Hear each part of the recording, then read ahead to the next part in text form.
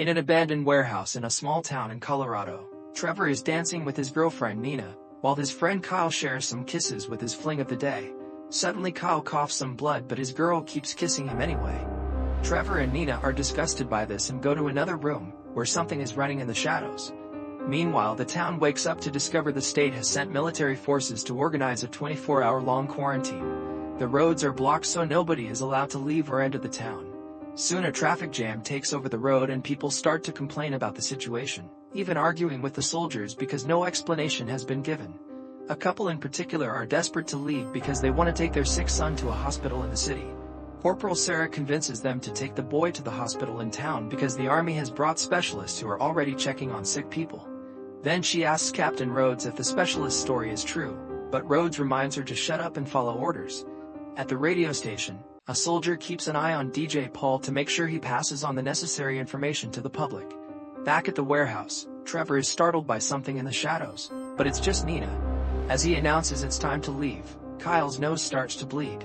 He still asks his girl to go home with him, but she's worried he may be sick and leaves on her own. While Kyle leaves in Trevor's car, his fling crosses the forest, where she suddenly hears some roaring.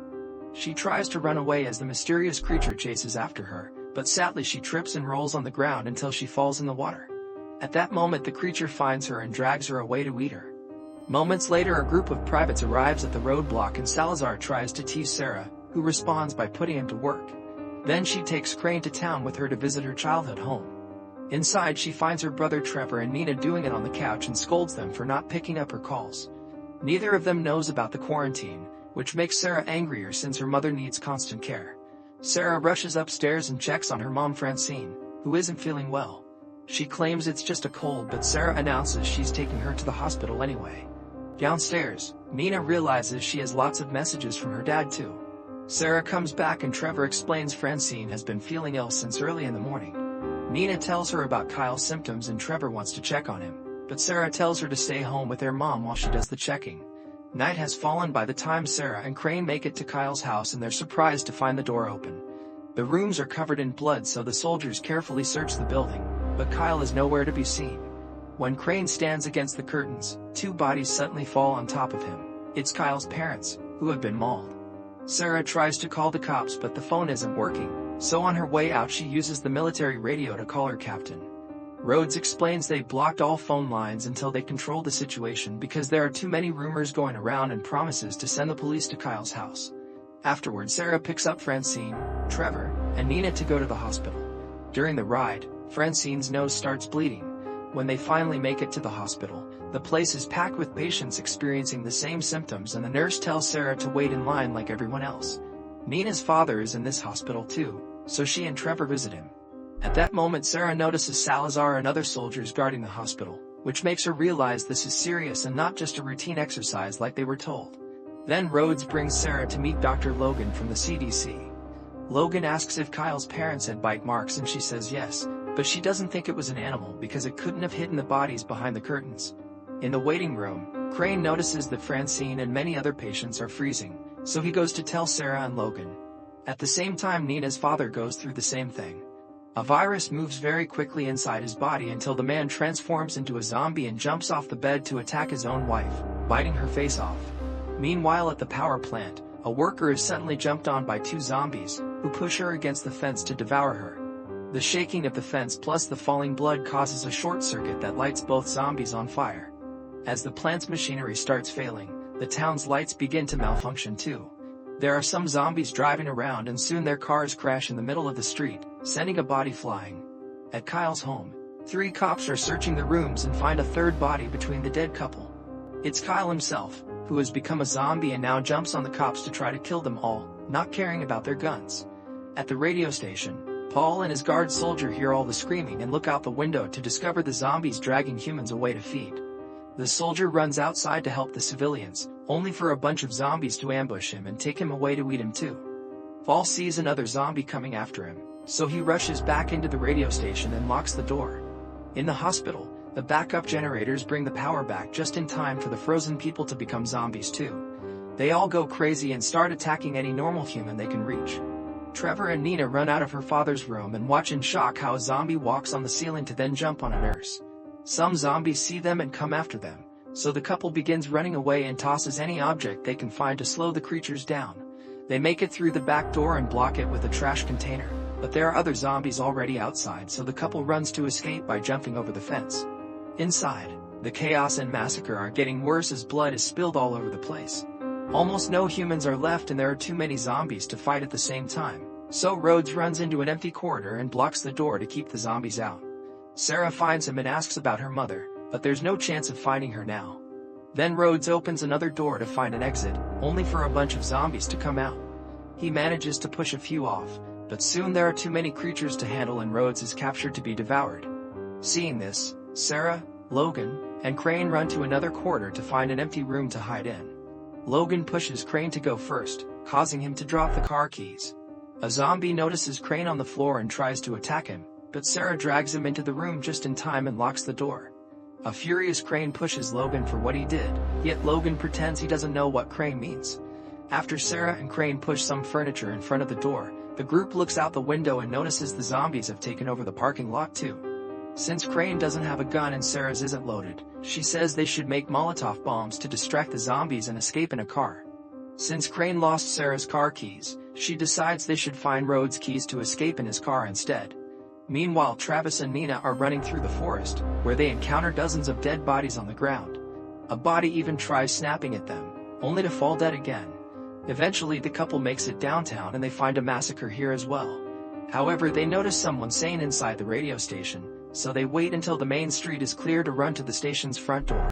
They start pounding on it and the noise gets the attention of a zombie, who begins running toward them. Thankfully, Paul opens the door and lets them in before the zombie can reach them. Then Paul takes them to the main room where they find the couple from the beginning, who reveals their son is dead. At that moment the wife starts coughing, but she swears it's a cold she caught before it all began. Paul coughs as well, yet Nina doesn't know if trusting them. Trevor rushes to the radio equipment to send out a message with their location and warn people not to go to the hospital. This message is played by a car radio and heard by Francine, who is also a zombie now. Back to Sarah and Craig. They climb into the vents and move as fast as possible to avoid the zombies trying to reach them through the grills. They eventually find the room with Rhodes' body, so Sarah jumps down, only to be attacked by someone coming out of the cabinet. She quickly defends herself and discovers it's just Salazar, who hid in the cabinet before everyone went crazy. They take the car keys and get back in the vents, unaware that Rhodes is waking up as a zombie and eating his own eye. Then he grabs Sarah and uses her as a counterweight to get into the vent since he doesn't have legs. Sarah kicks his face to force him to let go and begins moving faster. In another room, the zombies hit the vents with mops and other tools until they manage to break it, causing Sarah's legs to fall through the hole. Those creatures keep trying to grab her feet and Rhodes is coming closer. However, Salazar comes back for Sarah and pulls her out of the hole just in time.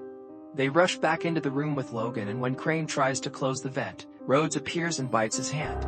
Sarah immediately grabs some bleach and pours it on the wound, hoping to disinfect it. A wary Salazar takes out his gun and gets ready to shoot, but Sarah protects Crane and Logan points out the bleach has a chance to work. Rhodes keeps making noises in the vent and Salazar shoots him to finally kill him. When Sarah promises she'll kill Crane if he turns, Salazar finally puts down his gun. Afterward, the group makes some weapons with whatever they can find in the room and Sarah takes one of Salazar's guns. Crane breaks the window with a chair and they jump out to finally leave the hospital. A zombie immediately appears, yet Sarah's shots do nothing, so Salazar has to teach her that only a shot to the head will kill a zombie. There are more enemies incoming and the soldiers work together to fight them all while Logan only stares. The tools they made turn out to be pretty good and soon all the zombies surrounding them go down. Unfortunately, the zombies inside the hospital start jumping through the windows as well. The soldiers keep on fighting, killing their enemies by smashing their heads or just outright decapitating them. While everyone is distracted, Logan reveals he has his own car and runs toward it. A woman tries asking for his help, however he just pushes her toward a zombie to keep it at bay before getting into the car and driving off. The others notice this and curse Logan's name, but there's no time to complain because more zombies are coming. Hiding behind a car, they light a bunch of Molotov bombs and throw them at the zombies, creating a big fire that slowly burns the creatures to death. Then they run to Rhodes' car and have to kill a few zombies that avoided the flames before getting into the vehicle. More creatures show up and try to hold on to the car, so Sarah drives quickly to make them fall off. The group finally leaves the hospital and as they drive through town, they see death and destruction everywhere. Eventually they find a gun store, so Sarah ties Crane up in the car just in case before entering the shop with Salazar. Unfortunately, Crane starts bleeding, and by the time the others come back with a bunch of weapons, he's already a zombie. Salazar wants to kill him, but Sarah convinces him not to do it because Crane is harmless and already restrained. Then they drive away before zombies get too close. At the radio station, a zombie is trying to get inside using the emergency ladder, but Trevor throws a TV on his head to kill him. When he goes back inside, Nina shows him that the tissues in the garbage can have blood. She grabs a knife and threatens the adults to make them confess who is bleeding. However, they keep blaming each other instead. Suddenly Paul freezes and begins transforming into a zombie, so a panicking Nina stabs his head to kill him. Trevor uses the radio again to send a new message through. The soldiers are about to leave town, but when Sarah hears her brother's voice, she turns the car around, running over every zombie to avoid losing time. At the station, Trevor looks out the window and sees Francine, so he runs out to meet her and ignores Nina's warnings. Francine is too far gone and tries to attack her son, but Sarah arrives and runs her over with the car. A crying Trevor can't believe she did that, and Sarah has to remind him that wasn't their mother anymore. Meanwhile, Nina runs upstairs to tell the old couple that they're leaving, only to find the room mysteriously empty. When she looks behind the couch, she finds the husband dead. The zombified wife appears behind her and tackles her to the ground, so Nina has to start fighting her using any object she can find in the room and even breaking the furniture. At that moment, Trevor comes in and they start fighting her together with excellent teamwork. Outside, Salazar notices some survivors stuck behind a gate. They start climbing it to reach the soldiers, but zombies appear behind them and devour them.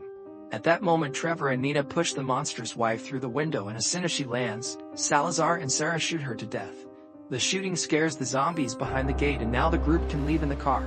During the ride, Salazar wonders why Crane won't attack them, and Sarah remembers Crane's vegetarian. Salazar still keeps on mocking and threatening Crane, clearly not trusting him. When they finally make it to the roadblock, they discover that the rest of the soldiers have also become zombies. One of them tries to reach inside the car, so Trevor comes out and shoots him. Salazar and Sarah join him and they kill as many zombies as possible with their guns, but they just won't stop coming. They have no choice but to get in the car and drive back. They don't know where else to go, so Trevor tells them about the abandoned warehouse. Sarah takes the car through the woods and they notice Kyle running among the trees. He jumps ahead and breaks the car's front window, causing it to lose control. As they struggle to keep Kyle's mouth away from their bodies, the car keeps going and crashes against a tree. Now Kyle is stuck between the wood and the broken glass, so Sarah can easily shoot him in the head. Afterward, the group keeps moving on foot and brings Crane along. Salazar never stops threatening him or insulting him, so by the time they make it to the warehouse, Crane is done. He starts shouting to give away their location, and soon a bunch of zombies break the door and the walls to attack them. The humans open fire, but there are too many enemies to deal with, so Trevor tells his friends to follow him.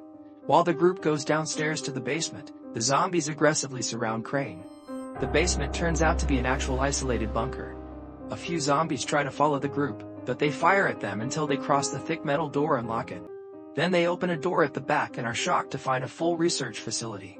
They check the computers for answers, but whoever was here deleted everything before running away. Suddenly they hear a noise, so Sarah and Salazar start searching every room until they find Logan, who has been destroying the evidence. The duo threatens to shoot him until Logan explains he was part of Project Wildfire, which researched biochemical agents. He swears the project isn't behind the zombie virus, but he's interrupted by Trevor, who has found a video file on the computer. The recording shows a scientist admitting that the virus they created to attack foreign troops has mutated and lost control, so he had to kill all his infected colleagues. The video ends when the doctor transforms into a zombie too and destroys the camera. Hearing a roar nearby, the group leaves the office and finds the zombified doctor, so they start shooting him until he gets too scared and runs away. Salazar and Sarah go after him only to discover he's escaped by crawling through the vents. A different zombie tries attacking Salazar, but he quickly decapitates her. The duo then goes back to the others, shooting at the vents whenever they hear a noise.